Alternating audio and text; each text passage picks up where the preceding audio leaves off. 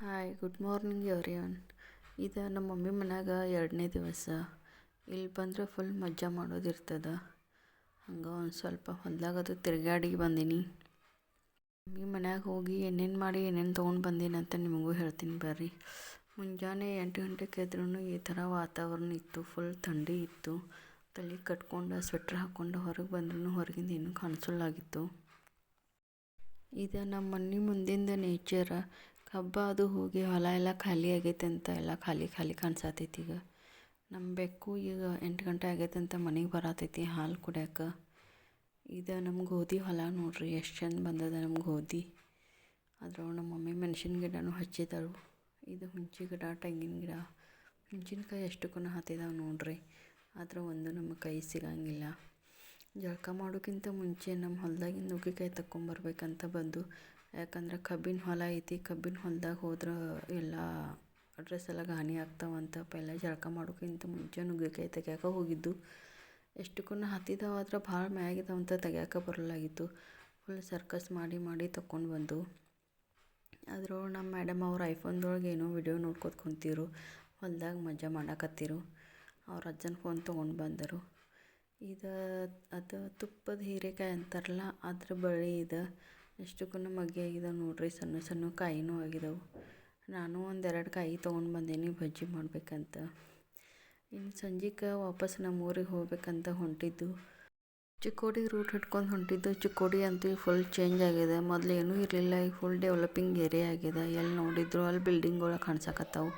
ಇದು ನೋಡ್ರಿ ನಮ್ಮದು KLE ಕಾಲೇಜ್. ಇಲ್ಲಿ ಅಡ್ಮಿಷನ್ ಮಾಡಬೇಕಂತ ನಂದು ಒಂದು ಆಸೆ ಇತ್ತು, ಬಟ್ ಆಗಲಿಲ್ಲ. ಈ ರೋಡ್ ಹಿಡ್ಕೊಂಡು ಹೋದ್ರೆ ನನ್ನ ಹಳೆ ನೆನಪುಗಳು ಭಾಳ ಬರ್ತಿರ್ತವೆ.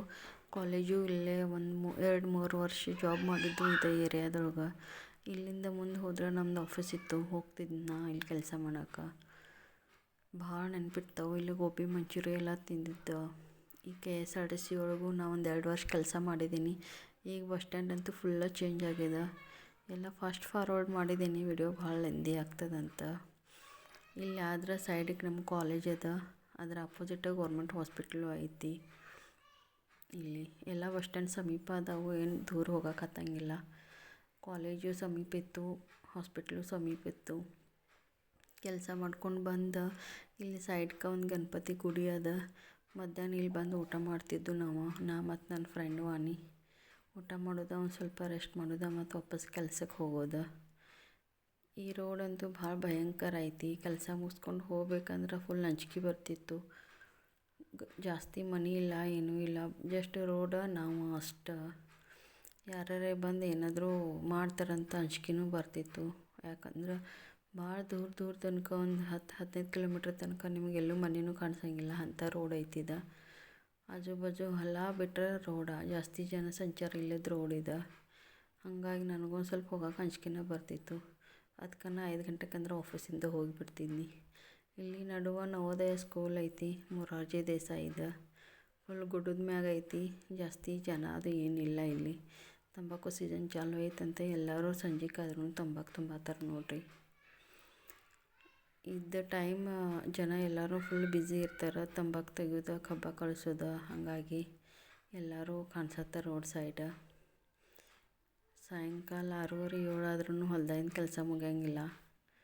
ಇಲ್ಲಿಂದ ನಮ್ಮ ಗಂಡನ ಮನೆಗೆ ಬಂದು ಇಲ್ಲಿ ಏನು ವಿಡಿಯೋ ಶೂಟ್ ಮಾಡೋಕೆ ಆಗಲಿಲ್ಲ ನನಗೆ. ಇಲ್ಲಿ ಬಂದ್ಮ್ಯಾಗ ಊರಿಂದ ಬರ್ಬೇಕಂದ್ರೆ ನುಗ್ಗೆಕಾಯಿ, ಬದ್ನೆಕಾಯಿ, ಅವ್ರೆಕಾಯಿ, ಕಬ್ಬು, ತುಪ್ಪದ ಹೀರೆಕಾಯಿ, ಬ್ಯಾಳೆ, ಕೊತ್ತಂಬರಿ, ಪಲ್ಯ ಎಲ್ಲನೂ ತೊಗೊಂಡು ಬಂದೀನಿ.